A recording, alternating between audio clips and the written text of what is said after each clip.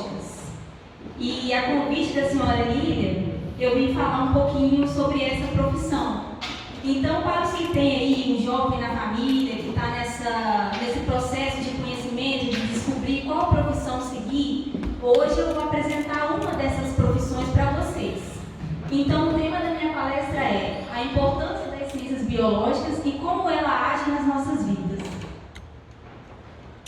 Primeiramente, o que é as ciências biológicas? É um campo do conhecimento que estuda a vida. Então, biologia é bio, vida, logos, estudo. Então, as ciências biológicas, ela vai estudar o ser humano, a fauna e a flora e tudo aquilo que a gente considera como vida. E, principalmente, é uma área voltada para a pesquisa, a origem, a evolução e a adaptação desses organismos no meio ambiente e como eles interagem entre si. E queria explicar um pouco do símbolo da nossa profissão, o que significa cada um desses elementos. Primeiramente, o círculo azul, ele representa o óvulo. Por quê? O óvulo, com a união do espermatozoide, significa a origem da vida. Então, significa também a união e a perfeição. O espermatozoide significa justamente a fecundação e a origem de uma nova vida. Então, o começo ali de um novo ser vivo que vai evoluir neste plano terreno.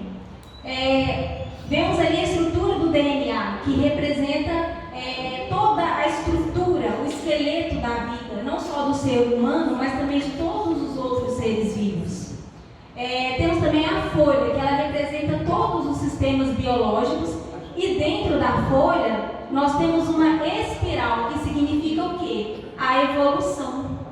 Ou seja, começa do mais simples, talvez do menos complexo, vai adquirindo novos atributos e essa partícula, ela vai evoluindo através dos reinos. E o que o biólogo faz, né? O que esse ser anda fazendo aí pelo planeta? O que ele come? Onde eles dormem, né? Então, o que esse profissional vai fazer? Dentro das ciências biológicas, nós temos 4 grandes áreas de atuação. E uma delas é meio ambiente e biodiversidade. E ali eu coloquei algumas das profissões, das possíveis profissões em que esse profissional pode atuar. Então, o que o biólogo faz? Ele pode fazer a gestão de jardins botânicos, jardins zoológicos, ele pode fazer educação ambiental, trabalhar com aquicultura, tudo isso dentro da área de meio ambiente. Pode trabalhar com urbanização, reflorestamento. Então, todas essas profissões que são relacionadas tanto à fauna quanto à flora em interação com o ser humano. Ele é também um analista do meio ambiente. E aí, o que acontece? A ciência, ela está dentro de todas as grandes áreas da biologia, tanto na biotecnologia, na saúde, no meio ambiente e também na educação. É possível desenvolver pesquisa e novos conhecimentos também na escola, também dentro de sala de aula. Mas afinal, o que é ciência? Não temos dúvidas aqui que a ciência hoje em dia é algo importante na nossa vida, né? Tanto que todo mundo tem na palma da mão o resultado da ciência, que é o telefone celular, não é? Isso é o resultado de inúmeros estudos de vários cientistas aperfeiçoando daquela inovação, aquela tecnologia. Mas, afinal de contas, o que é ciência? Bom, a ciência ela é uma forma sistemática de aquisição de conhecimentos. E ela é definida por base em um método científico. E a ciência ela visa principalmente a descrição, a explicação de fatos e fenômenos da natureza, de maneira que seja possível formular teorias, previsões e leis. Então, pessoal, tem todo um rótulo em cima do cientista, que ele fica lá maluco, de jaleco no seu laboratório, fazendo descobertas e de repente, eureka, fórmulas passando pela cabeça. E, na verdade, o trabalho do cientista, ele é muito mais suor mesmo intelectual. Então, tira um pouquinho desse rótulo, vamos pensar lá no cientista como uma pessoa comum, como outra qualquer. A diferença é que ele vai se debruçar e estudar um determinado tema. E esse estudo ele é feito de forma pensada, raciocinada, sistematizada em vários passos. Então não vem do nada as descobertas científicas. Elas são fruto, antes de tudo, de um conhecimento, da forma como lidamos com o conhecimento. E quais são as raízes da biologia? Nós temos dois cientistas que eles vão formular, cada um deles, a lei da evolução. E esses cientistas eles vão considerar a lei da evolução do ponto de vista da matéria. Então nós vamos ter Charles Darwin e Alfred Russel Wallace. O interessante é que cada um deles, trabalhando separadamente, eles chegaram à mesma conclusão, que as espécies mudam ao longo do tempo e elas dão origem a novas espécies que compartilham o ancestral comum. Então esses cientistas, eles viajaram pelo mundo todo, foram em vários países, coletaram plantas, animais e estudaram cada um pormenorizadamente, até eles chegarem a formular essa teoria. Ou seja, através da matéria, esses cientistas viram as evidências da lei da evolução, tal qual nós conhecemos aqui no racionalismo. Só que eles consideraram simplesmente a matéria. Se eles tivessem um conhecimento da espiritualidade, como será que teria sido esse trabalho deles, não é? Seria fenomenal, astronômico. E aí, pessoal, nessa imagem, nós temos ali a grande árvore evolutiva da vida. E o que é essa árvore? Lá na base dela, bem aqui embaixo, nós temos um ancestral comum e vários outros ancestrais comuns que deram origem a todas as espécies, inclusive as espécies que nós conhecemos hoje. Por que eu estou falando isso? Porque um dos papéis da biologia é justamente chamar a atenção do ser humano para a existência de outras espécies que não humanas. Porque às vezes a gente fica muito autocentrado, que o ser humano é o racional, o ser humano é o inteligente, o ser humano, ok, não estou falando que não é, mas a gente precisa entender que a gente vive num planeta com outras espécies. Não estamos sozinhos aqui, e não estamos sozinhos no universo inteiro. Mas e aí? Nós convivemos com outras espécies. O que vamos fazer com isso? E na grande evolução da vida, na árvore da vida, essas espécies foram como peças de um quebra-cabeça, fazendo parte da grande evolução do planeta. E cada uma daquela espécie ali, inclusive a humana, tem um papel a desempenhar. Nada está aqui por acaso. Ah, Isabela, mas até o vírus, até a formiga, até o verme, até esses têm um papel a desenvolver. Mas o que acontece é que o ser humano, muitas vezes, por não entender as outras espécies, acaba por essa destruição, esse egoísmo, e muita coisa sai do equilíbrio. E aí, pessoal, nós seres humanos não estamos de fora da grande árvore da evolução, ok? Nós fazemos parte da trajetória evolutiva do planeta. Porém, existe uma frase que diz que o homem veio do macaco. Não, pessoal, esquece isso. O ser humano, nós não viemos do macaco. Aquela imagem ali está errada, ok? Toda vez que alguém fala que o homem veio do macaco, um biólogo chora. Então, a partir de hoje, nós vamos parar de falar isso, ok? O que acontece? A gente não veio do macaco. O ser humano, na verdade, compartilha um ancestral comum com outras espécies. Mas o ser humano tem a sua própria ramificação dentro da árvore evolutiva da vida, ok? E aí, pessoal, a gente, na biologia, vê a evolução do ponto de vista da matéria. Mas aí, dentro do racionalismo cristão, da lei da evolução, como que isso é visto? Então, eu vou convidar vocês para fazer uma viagem comigo pela evolução do ponto de vista espiritual, mas agora nós vamos ver os outros reinos, ok? O mineral, o vegetal e o animal. Então, o que diz o racionalismo cristão? O princípio fundamental da vida no universo é a evolução. Nela reside a base do entendimento de tudo quanto se passa dentro e fora do alcance visual humano. Não há explicação lógica nem racional para a existência se a evolução não é devidamente considerada. Então, tudo está em crescimento, tudo está em desenvolvimento e em transformação. É assim para o princípio inteligente no corpo humano, é assim também para as outras espécies. Então, às vezes a gente fica muito autocentrado, que só o ser humano que cresce, que evolui. Não. A vida está o tempo todo em movimento, em ação e em transformação. O tempo todo. Não só no nosso planeta, mas em outros, universalmente falando. As estrelas, as galáxias, as nebulosas, tudo está em constante ação. Então, vamos fazer uma viagem pelo reino mineral, vegetal e animal do ponto de vista da espiritualidade. Começando pelo reino mineral. Os corpos físicos não são constituídos apenas de matéria densa. Existe uma contraparte fluídica, composta de matérias mais sutis que os envolve e interpenetra. São campos de manifestação do princípio inteligente. Ou seja, tudo está sob a ação. Lembra principalmente dos dois termos, força e matéria. O tempo todo a força está incidindo sobre a matéria. Não há espaços vazios no universo.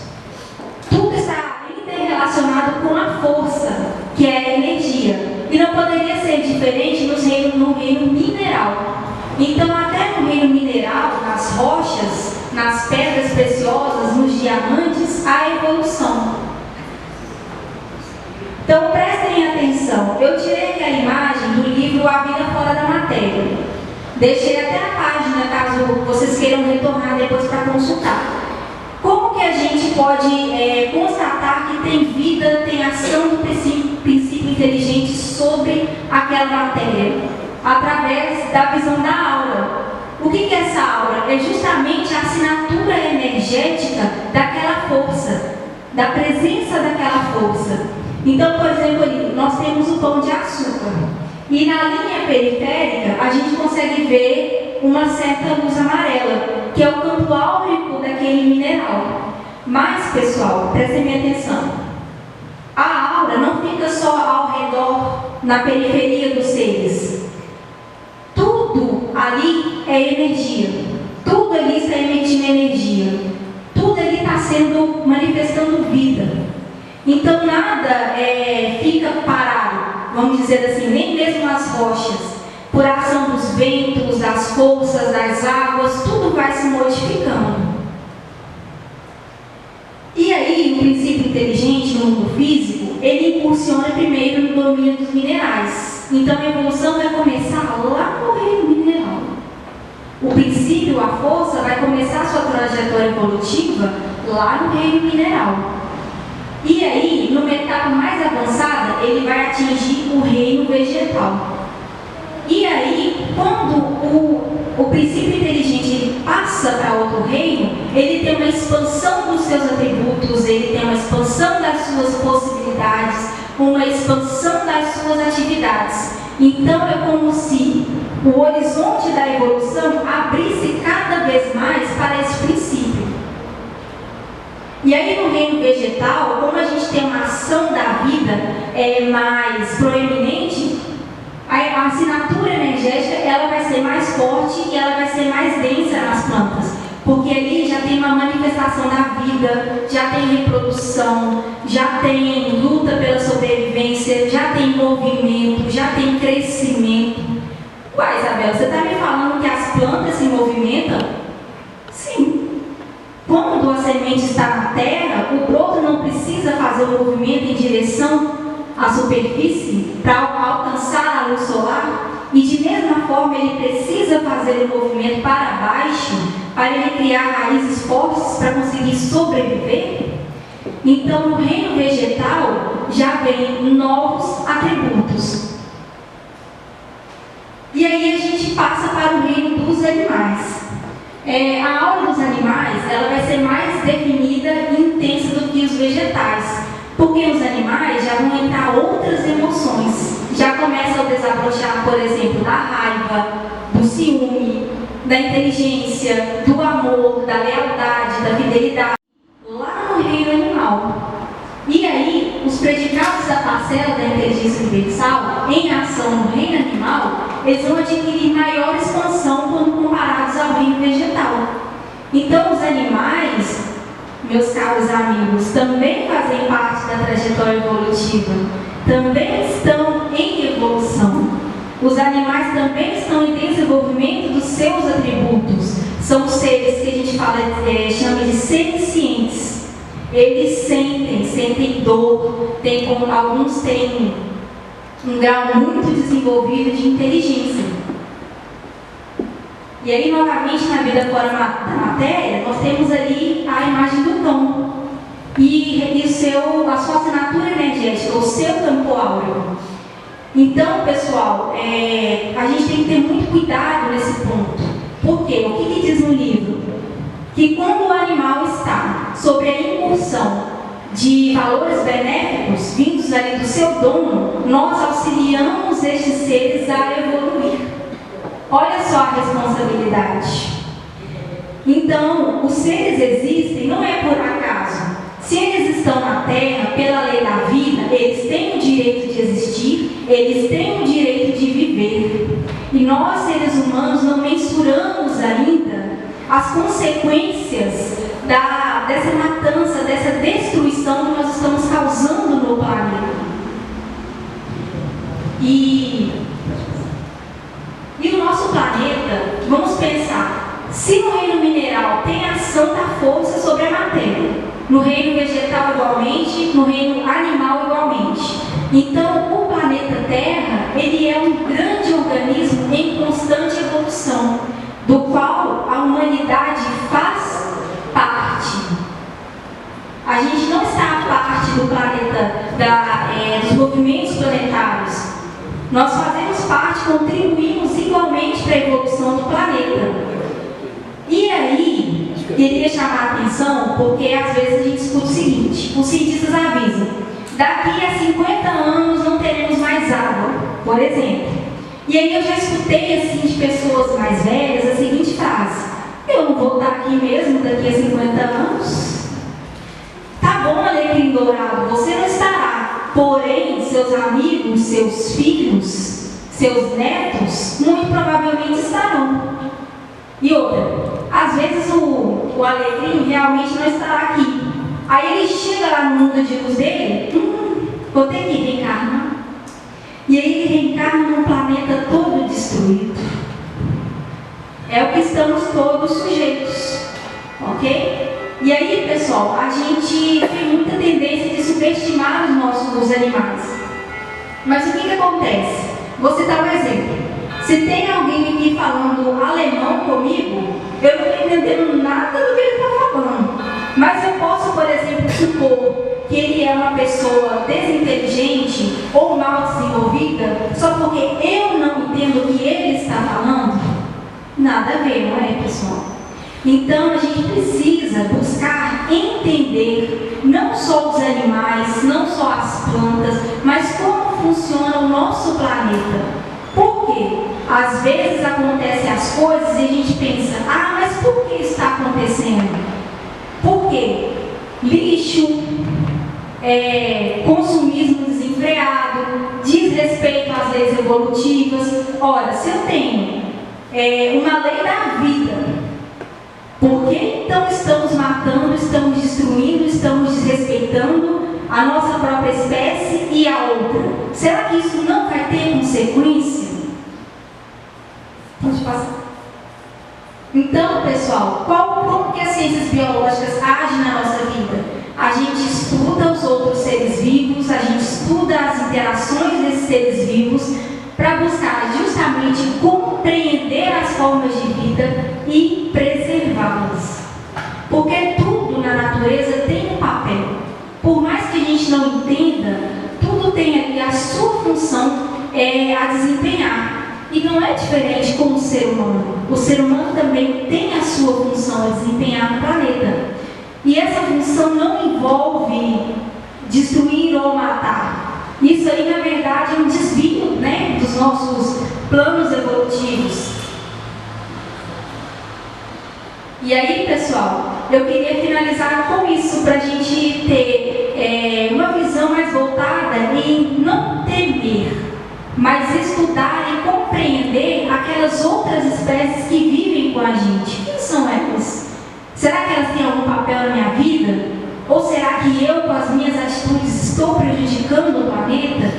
Então, eu queria convidar a todos a essa reflexão e a convidar a pensar um pouquinho mais na importância de nós convivermos pacificamente com outros seres, com nossa espécie e também com das outras espécies, buscando uma harmonia maior planetária, né? Que é o que todos nós queremos. Quem sabe assim a gente tem menos consequências negativas, vou colocar assim, das nossas ações.